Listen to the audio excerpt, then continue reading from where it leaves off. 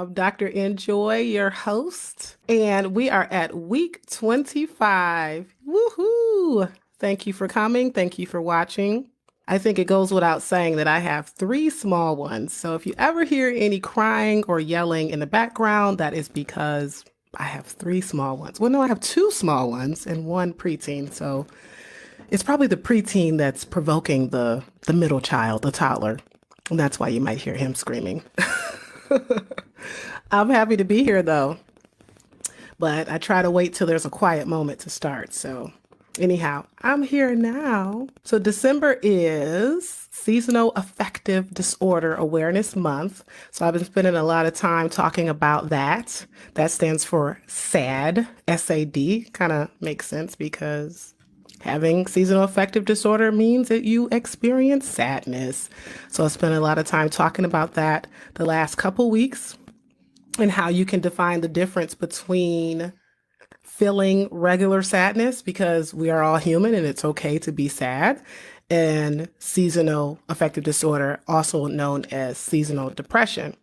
So any questions you might have on SAD or seasonal depression or major depression, definitely tune in and ask about that. Today, we're going to have a special holiday special because it's the holidays, right? And we do experience holiday blues, holiday stress, holiday happiness. We have a mixture of emotions. I titled this one, Joy to the World. It kind of makes sense, right? Joy to the world. That's what Journey to Joy is all about. Are you on your journey towards joy? Is it possible for everyone to experience joy? Is it possible for joy to happen in the world?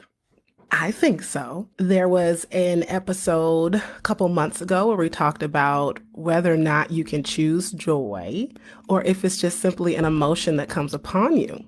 Happiness is an emotion, and joy is a choice. You choose to enter that journey towards joy, despite what you might be experiencing, despite trauma, despite stress, despite family dynamics, despite depression, despite anxiety, despite psychosis, despite whatever divorce or loss or grief or work issues, being fired, being let go from your job. You can choose joy and experience that peace and joy despite the stress and despite what is going on. Now, I wanted to bring up how this whole joy experience, how you can experience that despite stress and despite pain, is throughout our culture. It's throughout everywhere. If you even think of hip hop and joy, I was listening to Mini Man the other day because I love me some Peloton. So I get on the Peloton and I love hearing the hip hop music, running the hip hop and all that. So anyway, Mini Man was on, and there's a lyric in there: joy wouldn't feel so good if it wasn't for the pain. Interesting. Joy wouldn't feel so good if it wasn't for the pain. So if you were just happy all the time and feeling good all the time, maybe you might get tired of it. And it's not like you want pain, but sometimes there's joy in the fact that you've gotten through something. That's in the scripture. There's scriptures on joy. James 1, chapter 1 and verse 2, count it all joy when you fall into various trials. Count it all joy when you suffer, because knowing that testing your faith produces patience, and patience has its perfect work, that you may be perfect and complete, lacking nothing.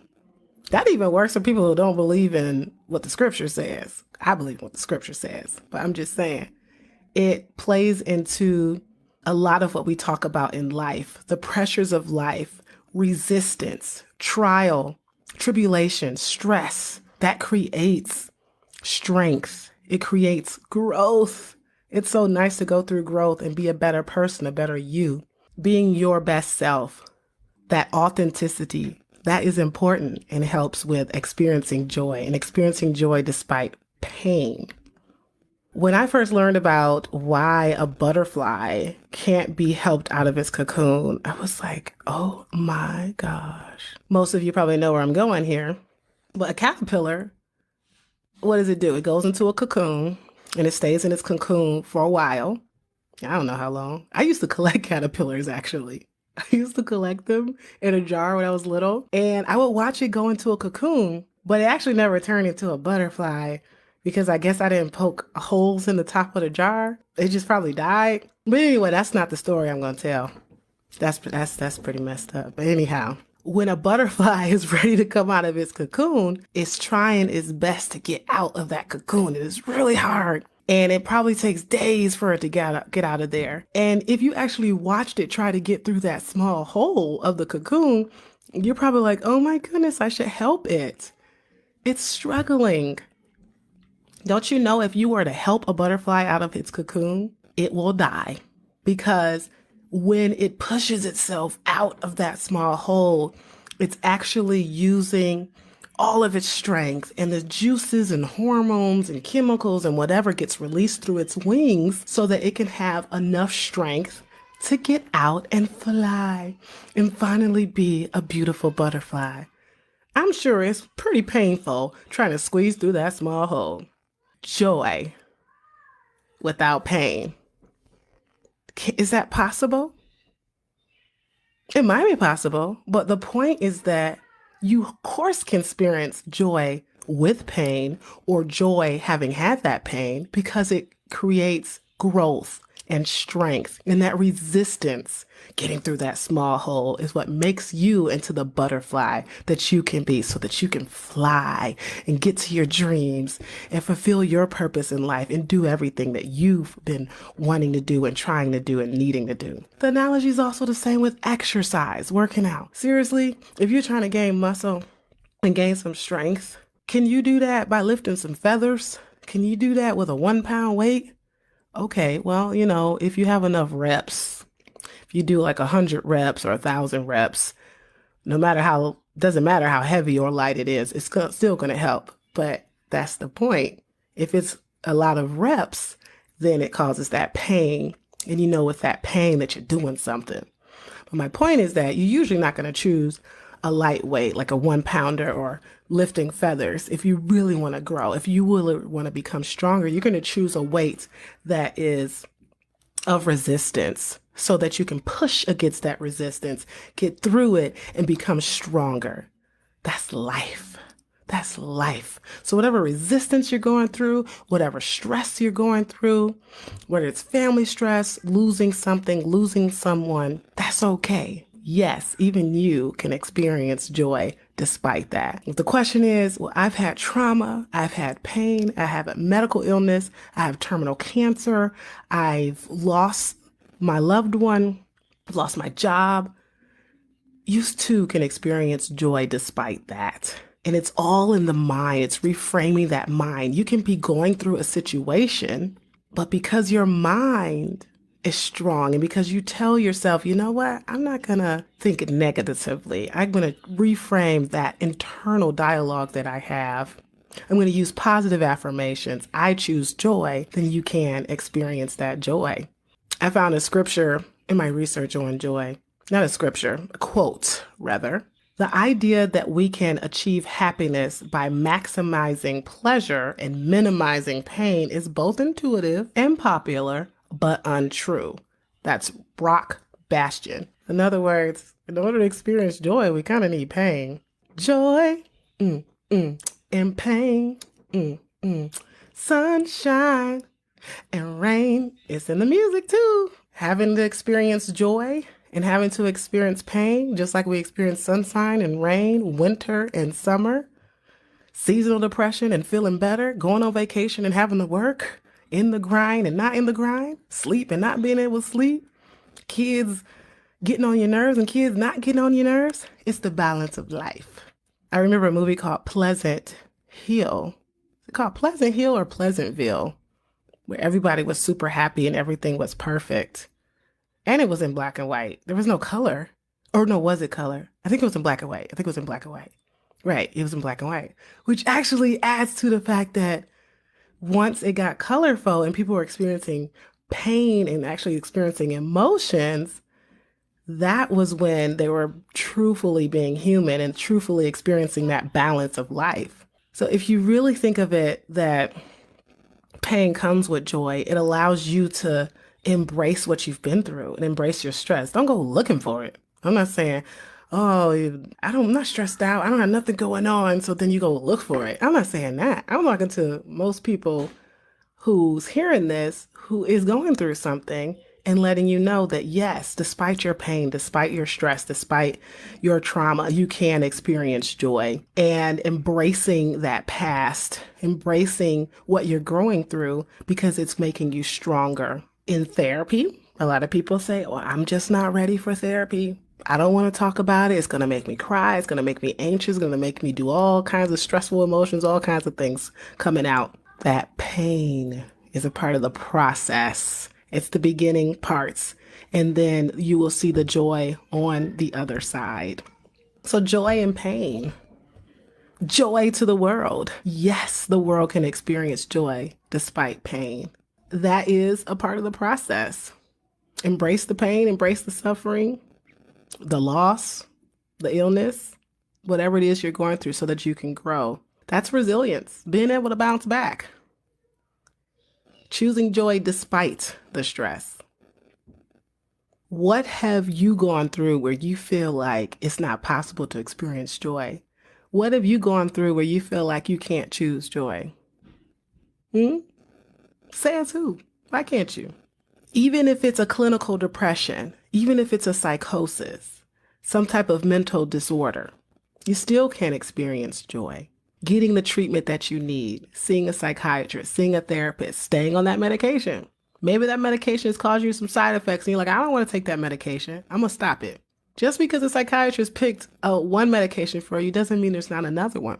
They want to hear from you. We want to hear from you. I want to hear from you. If I started you on medication, come tell me that medication's not working out for you, or that you feel like a zombie, or that you feel like it's changing your personality, which is not possible. I think some people would love to have a medication that could change their family member's personality. That doesn't actually exist. If it's changing your personality, that's not the goal. If it's making you a zombie, that's not the goal. If it's making you sleep all the time, that's not the goal. Go back to your doctor. Don't just stop your medication. We hear you that you have the side effects, and we will stop the medication.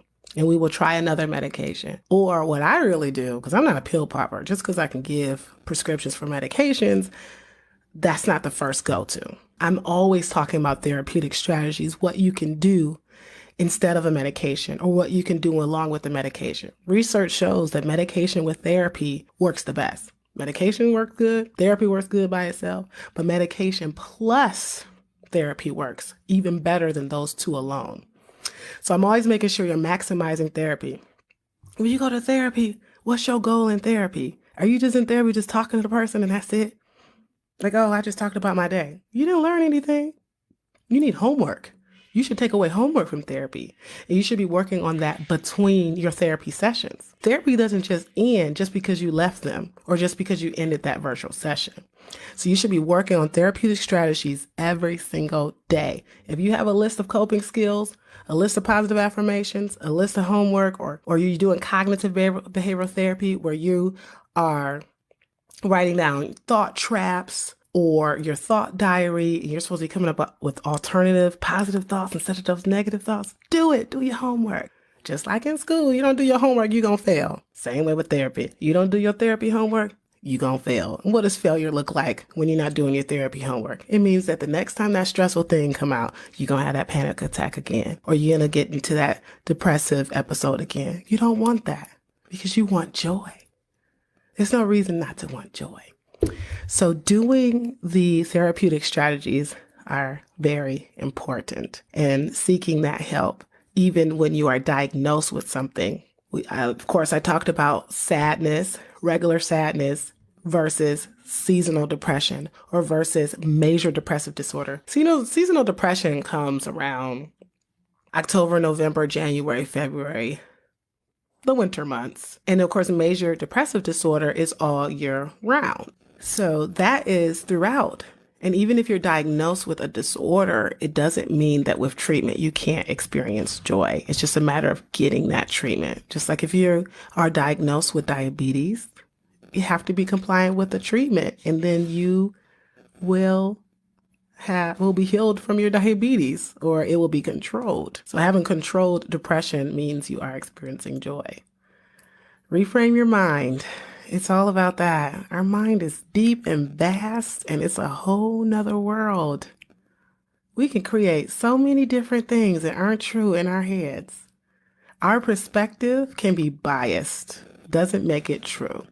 Just because you think what that person said is against you, or that you're awful, or that you're fat, or that you can't lose that weight that you need, or that you'll never make money, or that you'll never find your purpose, just because you think that, that doesn't make it true. That's just a thought. So focusing on reframing your internal dialogue, reframing the thoughts that talk to each other.